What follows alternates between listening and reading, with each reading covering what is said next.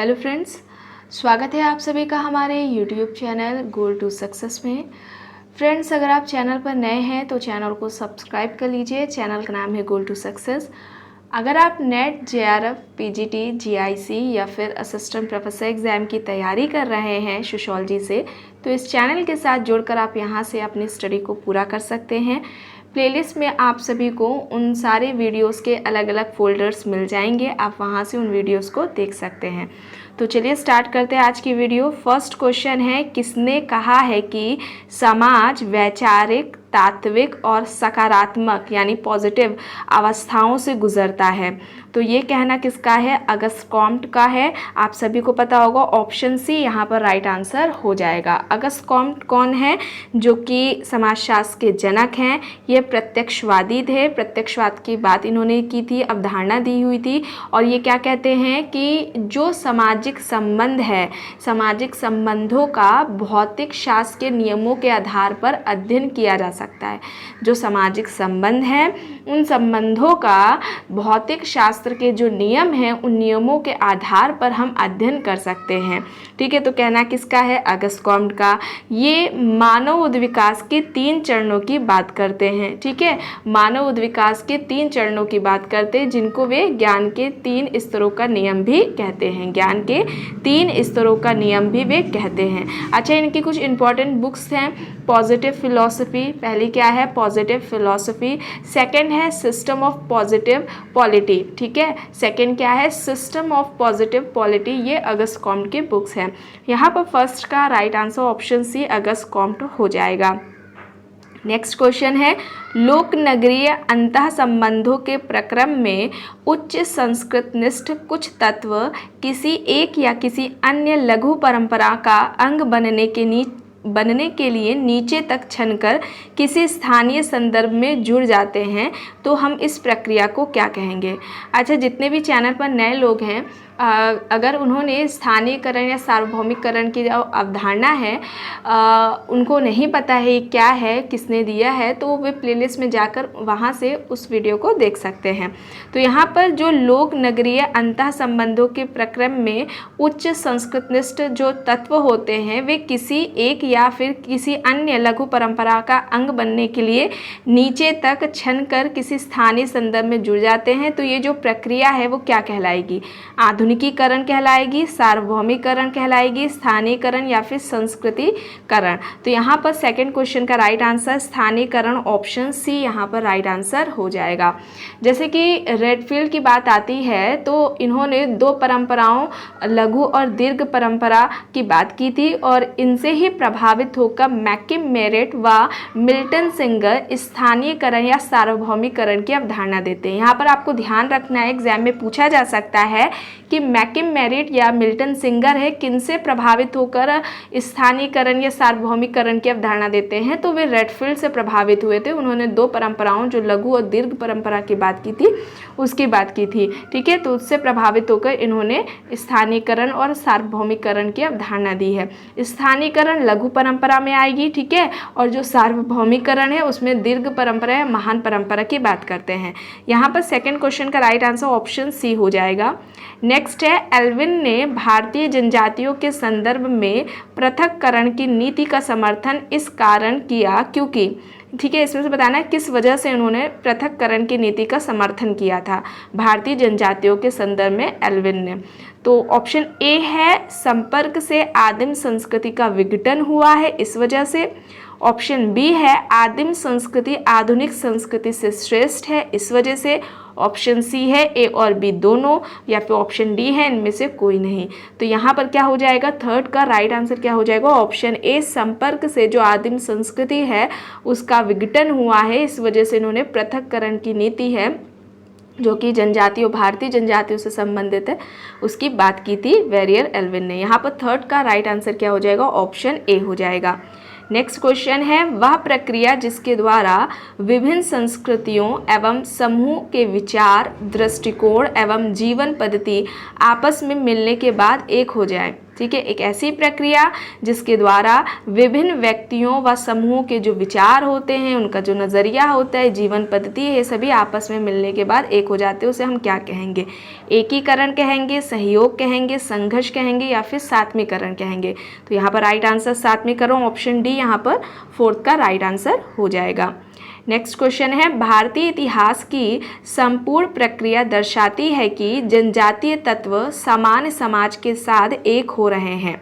ठीक है, भारतीय इतिहास की जो प्रक्रिया है इसको देखें तो ये देखने को मिलता है कि जो जनजातीय तत्व हैं वे समान समाज के साथ एक हो रहे हैं। ऐसा कहना किसका है?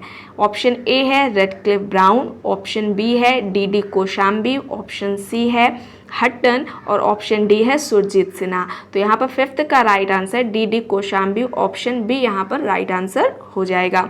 नेक्स्ट क्वेश्चन है, कौन सी एक असहयोगी सामाजिक प्रक्रिया है? ठीक है, तो प्रक्रिया सहयोगी असहयोगी होती है, यहाँ पर असहयोगी सामाजिक प्रक्रिया की बात की गई है। तो क्या है? आधुनिकीकरण है ऑप्शन ए, बी है सहयोग, सी है प्रतिस्पर्धा और डी है सात्मीकरण। तो जो असहयोगी प्रक्रिया है वो हो जाएगी प्रतिस्पर्धा। यहाँ पर राइट आंसर 6th का ऑप्शन सी हो जाएगा। ठीक है, प्रतिस्पर्धा क्या है? एक सार्वभौमिक प्रक्रिया है। ठीक है, हर जगह देखने को मिलती है, 2 या 2 से अधिक व्यक्ति या समूहों के बीच में होती है। इसमें सीमित संसाधन होते हैं, ठीक है, जिनको प्राप्त करने के लिए होती है। ये यानी कि जो प्रतिस्पर्धा है वह वैयक्तिक अवैयक्तिक होती है। ठीक है, प्रतिस्पर्धा चेतन व अचेतन प्रक्रिया है और यहाँ पर यानी कि जो प्रतिस्पर्धा है उसमें लक्ष्यों को प्राप्त करने के लिए कुछ क्या होते हैं? नियम होते हैं। ठीक है, तो प्रतिस्पर्धा क्या है? एक सार्वभौमिक प्रक्रिया है, 2 या 2 से अधिक व्यक्ति या समूहों के बीच में होती है, ये देखने को मिलती है। इसमें सीमित संसाधन होते हैं, ठीक है, उनको प्राप्त करने के लिए होती है। जो प्रतिस्पर्धा है वह वैयक्तिक व अवैयक्तिक होती है। ठीक है, प्रतिस्पर्धा चेतन और अचेतन होती है। प्रतिस्पर्धा में क्या होता है? लक्ष्यों को प्राप्त करने के लिए कुछ नियम भी होते हैं। तो यहाँ पर 6th का राइट आंसर क्या हो जाएगा? ऑप्शन सी हो जाएगा। नेक्स्ट है, किस अवधारणा का सीधा संबंध सामाजिक परिवर्तन से है? ठीक है, सामाजिक परिवर्तन से किसका संबंध है, इनमें से ये बताना है। ऑप्शन ए है संस्कृतिकरण, ऑप्शन बी है समाजीकरण, ऑप्शन सी है परकीकरण या फिर ऑप्शन डी है एकीकरण। तो यहाँ पर 7th क्वेश्चन का राइट आंसर संस्कृतिकरण, ऑप्शन ए हो जाएगा। ठीक है, यह अवधारणा किसने दी है, ये आप बताइए कमेंट करके। यहाँ पर 7th का राइट आंसर ऑप्शन ए हो जाएगा। नेक्स्ट क्वेश्चन है, वह जादू जो जादूगर के अपने समाज को नुकसान पहुंचाने के लिए नहीं किया जाता है वह कहलाता है।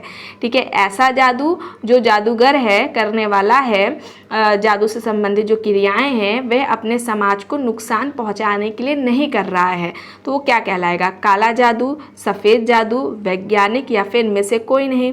तो यहाँ पर 8th क्वेश्चन का राइट आंसर सफ़ेद जादू हो जाएगा। मेलानोव्स्की हैं, ये जादू को क्या कहते हैं कि जो जादू है या जो धार्मिक संबंधी, जो धन संबंधी या धार्मिक जो क्रियाएं होती हैं वे जनजातियों को तनाव मुक्त रखती हैं। ठीक है, पेपर में अगर आ जाता है तो आपको ध्यान रखना है, मेलानोव्स्की ने कहा है कि जो जादू या जो धार्मिक क्रियाएं हैं वे जनजातियों को तनाव मुक्त रखती हैं। और मेलानोव्स्की 2 तरह के जादू की बात करते हैं, एक सफ़ेद जादू और एक काला जादू। ठीक है, जो सफ़ेद जादू होता है वह दूसरों की अच्छाई के लिए होता है, उसकी भलाई के लिए होता है दूसरों लोगों की। और ये इसको क्या होता है, जो सफ़ेद जादू होता है उसको समाज की मान्यता, समाज की स्वीकृति प्राप्त होती है। अगर काला जादू की बात करते हैं तो इसका उद्देश्य क्या होता है? दूसरे को नुकसान पहुंचाना, हानि पहुंचाना होता है। ठीक है, और यहीं पर एक फ्रेजर हैं, उनका क्या कहा था कि वो जो जादू और विज्ञान है उसको अवैध बहन बताते हैं। जादू को विज्ञान की क्या कहते हैं? जादू को विज्ञान की अवैध बहन मानते हैं। कौन? फ्रेजर। ठीक है, और मेलानोव्स्की की बात करें तो ये कहते हैं जादू से रिलेटेड कि विशुद्ध व्यवहारिक क्रिया का जो योग है वो जादू है। ठीक है, विशुद्ध व्यवहारिक क्रिया का योग या विशुद्ध व्यवहारिक क्रियाओं का योग जादू है, जिन्हें कि उद्देश्य पूर्ति के लिए या उद्देश्यों को प्राप्त करने के साधन के रूप में प्रयोग किया जाता है। यानी उद्देश्यों को पूरा करने के साधन के रूप में जादू से संबंधित जो क्रियाएं हैं वे की जाती है। ये किसका कहना है? मैलिनोव्स्की का कहना है। यहाँ पर इर्थ का राइट आंसर ऑप्शन बी हो जाएगा। नेक्स्ट है, किसने अंतःविवाह की विवेचना जाति की एक महत्वपूर्ण विशेषता के रूप में की है? अंतःविवाह की जो विवेचना है, बात है, उसमें जाति की जो विशेषताएं बताई हैं उसके रूप में की है। तो ये करने वाले कौन है? ऑप्शंस देखिए, GS घुरिये, बी है MN श्रीनिवास, सी है SC दुबे और डी है NK दत्त या NK दत्ता। ठीक है, तो यहाँ पर 9th का राइट आंसर क्या हो जाएगा? GS घुरिये हो जाएगा। ऑप्शन ए यहाँ पर राइट आंसर हो जाएगा। नेक्स्ट है, सामाजिक नियंत्रण है। अब बताना है सामाजिक नियंत्रण क्या है? व्यक्ति का समाज पर नियंत्रण, समाज का व्यक्ति पर नियंत्रण, या फिर समाज का समाज पर नियंत्रण, या फिर ऑप्शन डी उपर्युक्त में से कोई नहीं। तो सामाजिक नियंत्रण समाज का व्यक्ति पर नियंत्रण है। यहाँ पर 10th क्वेश्चन का राइट आंसर ऑप्शन बी हो जाएगा। अगर सोशल कंट्रोल की बात आती है तो व्यवस्थित तरीके से इसकी जो बात है सोशल कंट्रोल की, सामाजिक नियंत्रण की, तो वो E.A. रॉस ने की थी। आप पेपर में पूछ सकते हैं किस बुक में इन्होंने सामाजिक नियंत्रण की बात की है, तो द सोशल कंट्रोल इनकी बुक का नाम है। सामाजिक नियंत्रण ये जो अवधारणा है उसके जनक पूछा जा सकता है, तो वो भी कौन है? E.S. रॉस हैं। रॉस क्या कहते हैं कि जो सामाजिक नियंत्रण है वे ऐसी शक्तियां हैं कि जिनके द्वारा समुदाय व्यक्ति को अपने अनुरूप बनाता है। ठीक है, तो जो सामाजिक नियंत्रण है वे ऐसी शक्तियां हैं जिनके द्वारा समुदाय व्यक्ति को अपने अनुरूप बनाता है। किसका कहना है? ये कहना E.A. रॉस का है। किस बुक में कही है बात? सोशल कंट्रोल बुक है उनकी। व्यवस्थित तरीके से इन्होंने सबसे पहले बात की है और ये ही सामाजिक जो नियंत्रण है उसके जनक हैं। यहाँ पर 10th का राइट आंसर ऑप्शन बी हो जाएगा।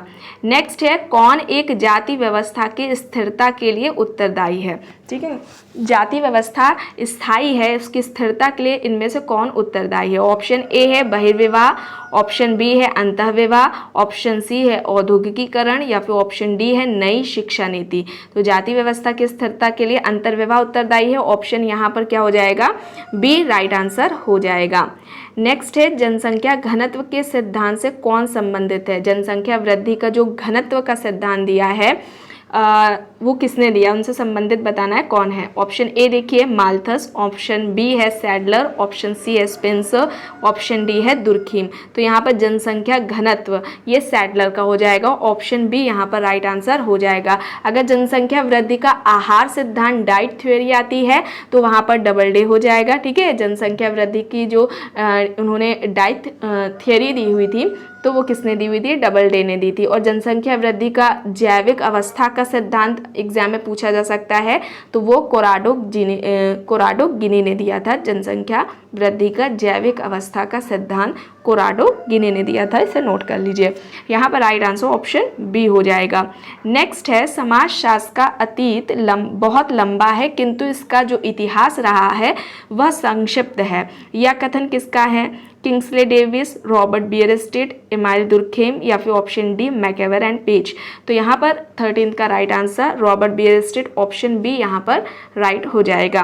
ठीक है, नेक्स्ट क्वेश्चन है, किसने कहा है कि प्रतिस्पर्धा पूंजीवाद की एक विशिष्ट आवश्यकता है? ठीक है, कंपटीशन को पूंजीवाद की एक विशिष्ट आवश्यकता माना है किसने? ऑप्शन ए है मैक्स वेबर, ऑप्शन बी है कार्ल मार्क्स, ऑप्शन सी है हर्बर्ट स्पेंसर और ऑप्शन डी है किंग्सले डेविस। तो यहाँ पर राइट आंसर कार्ल मार्क्स हो जाएगा। मार्क्स ने प्रतिस्पर्धा को पूंजीवाद के आवश्यक जो विशिष्ट आवश्यकता है वो माना था। ठीक है, तो यहाँ पर राइट आंसर क्या हो जाएगा? ऑप्शन बी हो जाएगा। नेक्स्ट है, आत्महत्या समाज के नकारात्मक दबाव का फल है। समाज का जो नकारात्मक दबाव है उसका फल क्या है? आत्महत्या है। यह कहना किसका है? ऑप्शन देखिए, दुर्खीम है, फ्रायड है, पार्सन्स है, मैक्स ब्लैक है। तो यहाँ पर जो राइट आंसर है वह दुर्खीम है। ऑप्शन ए यहाँ पर 15th का राइट आंसर हो जाएगा। दुर्खीम ने आत्महत्या की जो बात है या जो सिद्धांत है वो किस बुक में दी थी? द सुसाइड, इनकी ही बुक है, ये आपको याद रखना है। ठीक है, तो 15th का राइट आंसर दुर्खीम हो जाएगा। नेक्स्ट है, द रिस्क सोसाइटी पुस्तक के लेखक कौन है? The risk society. ऑप्शन देखिए, ए गिडेंस यानी एंथोनी गिडेंस, ऑप्शन बी है उलरिच बेक, ऑप्शन सी है पार्सन्स और ऑप्शन डी है इनमें से कोई नहीं। तो यहाँ पर 16th का राइट आंसर उलरिच बेक हो जाएगा। ऑप्शन बी यहाँ पर राइट आंसर हो जाएगा। नेक्स्ट क्वेश्चन है, टाइलर के अनुसार ज्ञान, विश्वास, कला, नीति, कानून, प्रथा और अन्य योग्यताएं हैं संस्कृति से संबंधित, लोक नीतियाँ, सभ्यता या फिर परंपरा। तो यहाँ पर राइट आंसर संस्कृति हो जाएगा, ऑप्शन ए हो जाएगा। ये क्या बताते हैं संस्कृति को? कहते हैं कि संस्कृति वह संपूर्ण जटिलता है जिसमें ज्ञान, विश्वास, कला, नैतिकता, कानून, प्रथा तथा वे सभी क्षमताएं या गुण शामिल होते हैं जिन्हें मानव समाज का सदस्य होने के नाते उनको प्राप्त करता है। एक बार फिर देख लीजिए, संस्कृति वह संपूर्ण जटिलता है जिसमें ज्ञान, विश्वास, कला, नैतिकता, कानून, प्रथा तथा वे सभी क्षमताएं या फिर गुण शामिल हैं जिन्हें कि मानव समाज का सदस्य होने के नाते प्राप्त करता है। यहाँ पर राइट आंसर ऑप्शन ए सांस्कृतिक कल्चर हो जाएगा।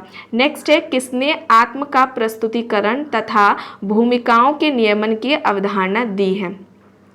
ठीक है, आत्म का प्रस्तुतिकरण तथा भूमिकाओं के नियमन की अवधारणा किसने दी है? ऑप्शन देखिए, गॉफमैन, अल्थ्यूजर, अलेक्जेंडर या फिर C.H. कूले। तो यहाँ पर राइट आंसर क्या हो जाएगा? गॉफमैन हो जाएगा। 18th का यहाँ पर राइट आंसर ऑप्शन ए हो जाएगा। ठीक है, गॉफमैन की बात आती है तो इनकी जो बुक्स हैं, the presentation of self everyday life है। ठीक है, the presentation of self everyday life है एंड सेकेंड इंपॉर्टेंट बुक है असाइलम। ठीक है, तो ये आपको याद रखना है, गॉफमैन की ये बुक्स हैं। Right answer option A. Next है, विवाह के बाद व्यक्ति स्वयं निम्नलिखित में से किस प्रकार के परिवार की रचना करता है या निर्माण करता है? विवाह के बाद व्यक्ति, ठीक है, खुद इनमें से बताना है कि किस तरीके के परिवार का निर्माण करता है। पितृसत्तात्मक परिवार, जन्म मूलक परिवार, प्रजनन मूलक परिवार या फिर नवस्थानी परिवार। तो यहाँ पर प्रजनन मूलक परिवार हो जाएगा। 19th का राइट आंसर क्या हो जाएगा? ऑप्शन यहाँ पर सी हो जाएगा। नेक्स्ट क्वेश्चन है, निम्न में से कौन सामाजिक संरचना का निर्माणकारी तत्व है? सामाजिक संरचना का निर्माणकारी तत्व बताना है। ऑप्शन ए है परिवार का आकार व स्वजनों की संख्या, ऑप्शन बी है परिस्थिति व भूमिका, ऑप्शन सी है आयु व लिंगानुपात, ऑप्शन डी है प्रजनन व मृत्यु दर। तो यहाँ पर ऑप्शन बी परिस्थिति व भूमिका हो जाएंगे सामाजिक संरचना के निर्माणकारी तत्व। यहाँ पर राइट आंसर ऑप्शन बी हो जाएगा। तो फ्रेंड्स, आज की वीडियो में बस इतना ही। आई होप ये आपको वीडियो पसंद आई होगी। अगर पसंद आई है तो प्लीज़ लाइक करिएगा, कमेंट करके ज़रूर बताइएगा। चैनल पर अगर आप नए हैं तो प्लीज़ चैनल को भी ज़रूर सब्सक्राइब कर लीजिएगा एंड इस वीडियो को जितना हो सके ज़्यादा से ज़्यादा लोगों के साथ शेयर भी ज़रूर करिएगा। Thank you.